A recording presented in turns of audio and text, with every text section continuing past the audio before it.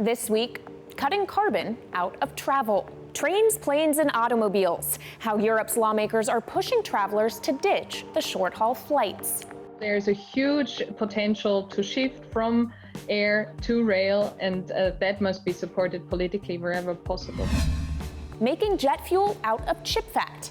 We speak to the CEO of Neste about the company's plan to clean up aviation. It has a lower emission alternative, to conventional fossil jet fuel that is enabling the aviation sector to also significantly reduce its climate impact. And Elon Musk's fabled fifth mode of transport may soon become a reality. But just how close are we to building a Hyperloop? Some brilliant engineers have spent real time grinding out the details. And I thoroughly expect the next 3 to 5 years to be decisive. I'm Kaylee Lines in New York, and this is Bloomberg Green.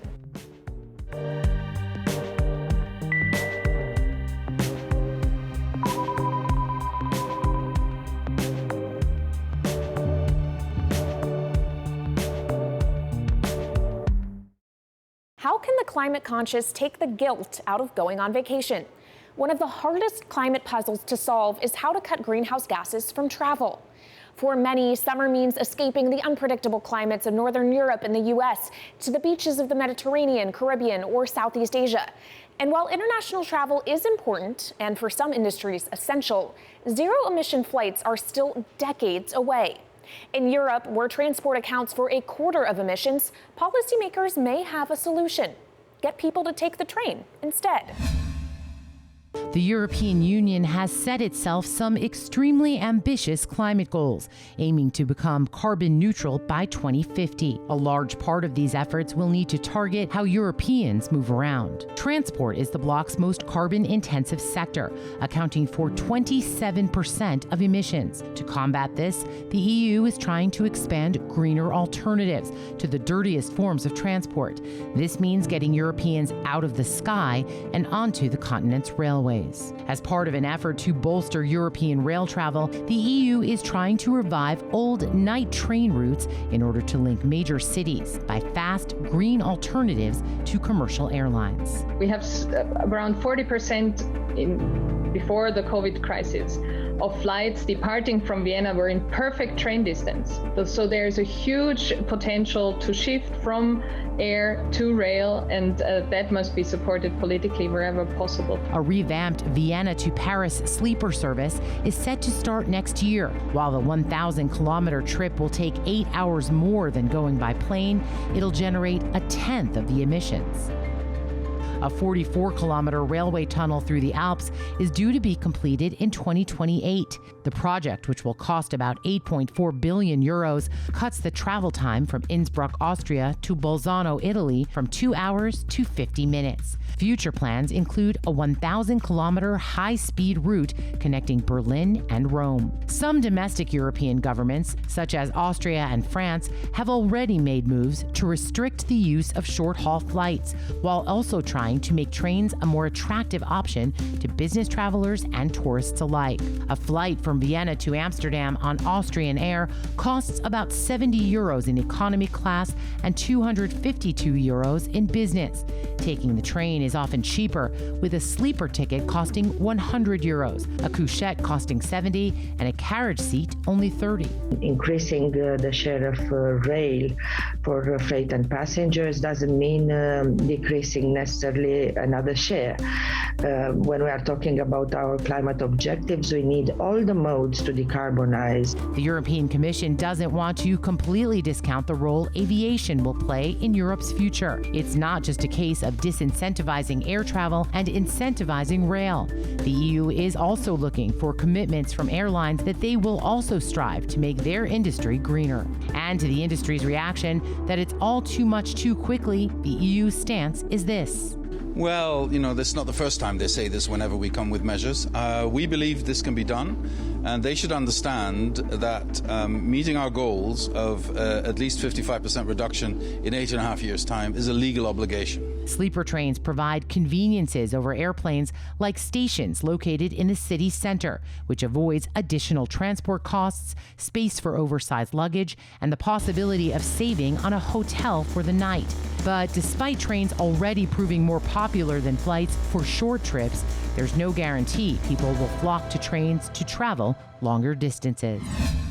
So if the idea is to maintain support for the aviation industry, then it also has to work to reduce emissions, especially if it grows as predicted.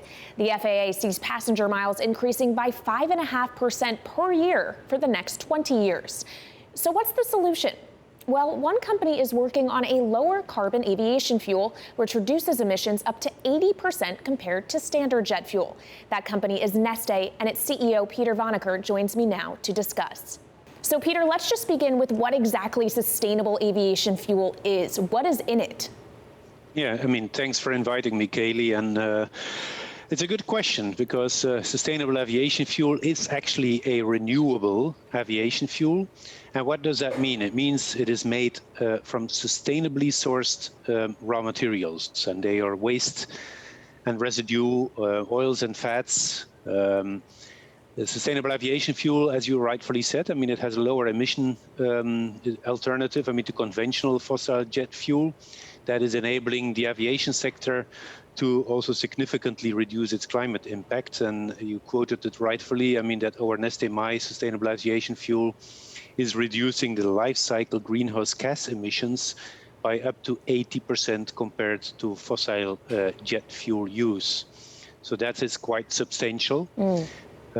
It can also be used as a drop-in fuel. Yeah, so it is being used actually already since 2011. So there are already quite a lot of planes in the air that are using our sustainable aviation fuel and help to contribute to lower emissions in the aviation sector. So if I'm running an airline, that sounds great that I can have access to these cleaner types of fuels, but how much is it going to cost me? Well, it's clear, of course, that compared to current fossil-based kerosene prices and the current taxation of fossil-based kerosene prices that we need to take into account as well, the sustainable aviation fuel is about 3 times as expensive. So in that regard, of course, it is an expensive product, and that has to do, with the process that needs to be applied, but also waste and residues do have a price. They are more expensive than crude oil. But also, if we relate it back, to if, for example, you have a flight, what does it actually mean in terms of ticket prices? Assume you have a flight of about, 2,000 miles. Then a 1% blend, so 1% sustainable aviation fuel with 99% of fossil-based kerosene adds approximately $1 to the ticket price. So yes, the sustainable aviation fuel is today, much more expensive, but if you relate it back, to a ticket price, it is affordable. When we talk about the investments they are making now, we talk a lot about the recovery we are seeing in the travel and aviation sector as we start slowly to emerge from this pandemic. So they're adding flights back, they're adding capacity back, they're starting to need more fuel once again. Is a larger percentage of that fuel sustainable? Well, one thing is clear that we are all expecting, and that means the entire aviation industry as well as the suppliers, that there will be a heavy recovery after the COVID-19 pandemic. We see that already happening, with a higher degree of or a higher percentage of the population that has been fully vaccinated, that people then start going on holiday again. We especially see it in the United States, but also in Europe, with more planes that have been put into those trajectories to go to, for example, from Central Europe, to the southern part of Europe now with the holidays. But of course, we also see that there is, from the consumer point of view, people are very aware and they really want to fly in a more sustainable way. So they are asking for that. They're looking for the options, for the solutions to fly in a more sustainable way. All right. Thank you so much for your time today. That is Neste CEO Peter Vanacker. Coming up, emissions from travel slumped during the pandemic, but as things turn back to normal, are there lessons to be learned? We'll take a look at those trends next. This is Bloomberg Green.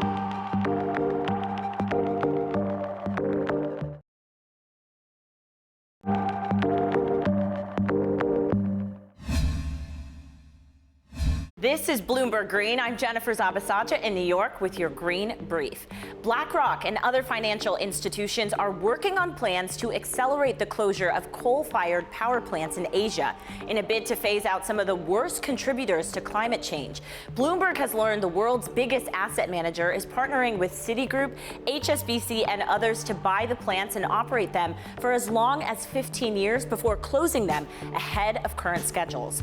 Also, investors representing $14 trillion of assets under management have agreed to step up pressure on companies to fight global warming. The group of 53 investors, including JP Morgan Asset Management and GAM, is setting a new baseline for the net zero transition plans they want companies to adopt. The group says its demands will help set the agenda for next year's round of company AGMs. And finally, Kaylee, China and India are reported to be among dozens of countries that have missed a United Nations deadline for updating targets ahead of the COP26 climate summit.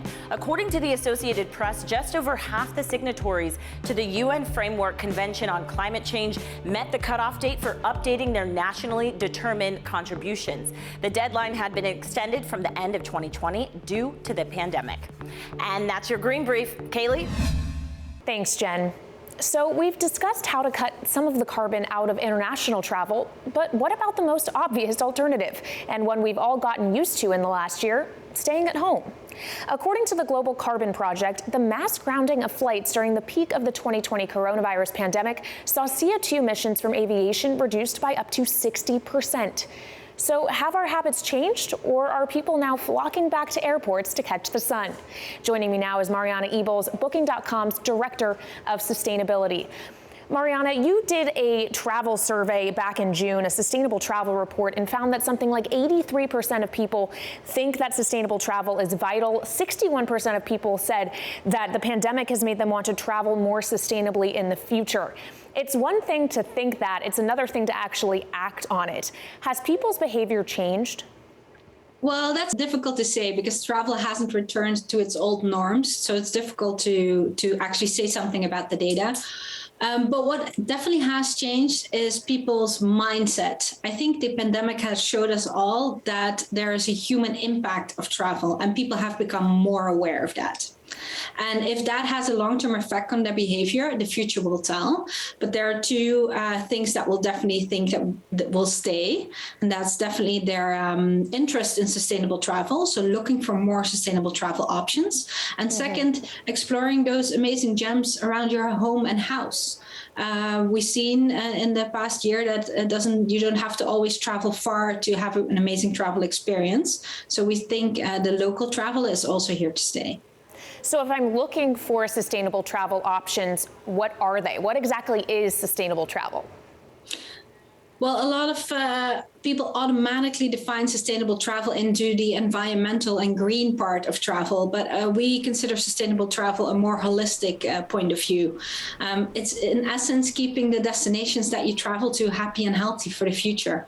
So that means that you have to, yes, take environment into consideration and look at the local biodiversity, but it also means that you have to travel with respect for the local communities that you travel to and make sure that the local cultural heritage is preserved as well.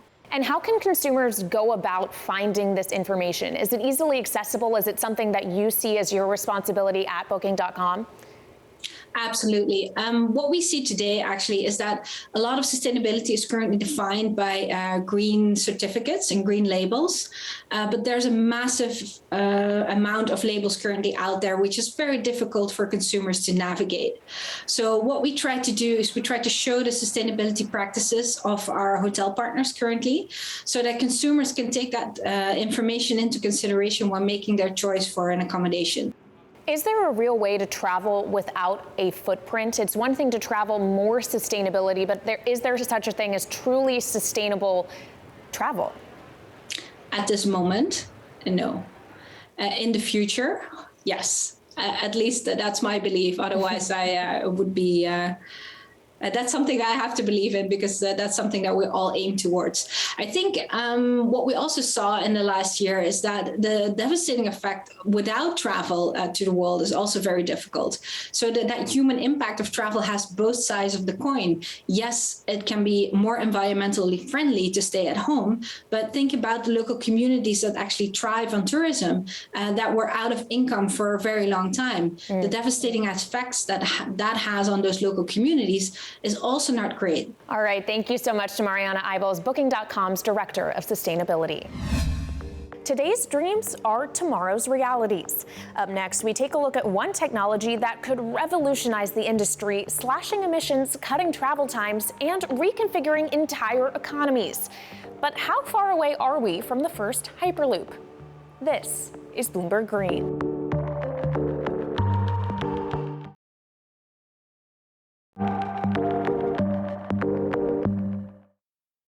From Bloomberg's headquarters in New York, I'm Kaylee Lyons, and this is Bloomberg Green. Now let's think bigger. How would you like to travel from one end of the country to another, across hundreds of miles, in just minutes? For example, New York to DC in 29 minutes, or LA to San Francisco in 30. It sounds like science fiction, but with Hyperloop technology, it could soon be a reality.